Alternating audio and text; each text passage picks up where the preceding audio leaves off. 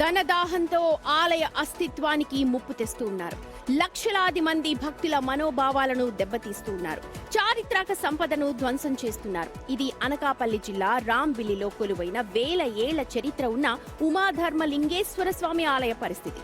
ఈ ఆలయం పంచదార్లుగా ప్రసిద్ధికెక్కింది కూడా. కొండ గుండెల్లోంచి ఉబికి వచ్చే 5 పవిత్ర జలధారలతో ఈ ప్రాంతానికి పంచదార్లు అనే పేరు వచ్చింది.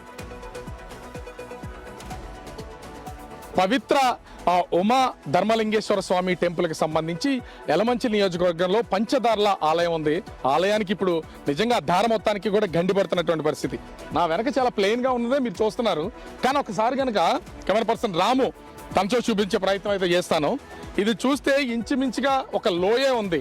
మన సహజంగా ఎక్కడైనా వాటర్ ఫాల్స్ని ఎక్కడో ఎత్తైన కొండ మీద నుంచి కిందకి జాలువారే చూస్తూ ఉంటాం. కానీ ఇక్కడ చూస్తే 100 మీటర్ల లోతు అక్రమ మైనింగ్ చేసినటువంటి ప్లేస్ని ఇప్పుడు మనం చూడొచ్చు.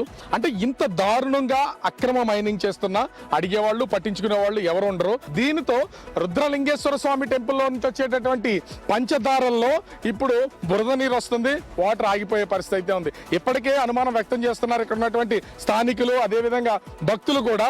ఆకాశధార, అదేవిధంగా చిన్నధార, ఈ 2 దారులు ఇప్పటికే కట్ అయిపోయి వాటికి వాటర్ రావట్లేదని. మరి ఏమైపోయారు?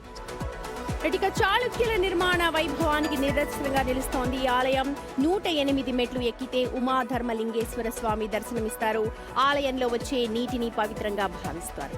అయితే అక్రమ మైనింగ్ కారణంగా ఈ ఆలయ భద్రతకు ముప్పొచ్చింది.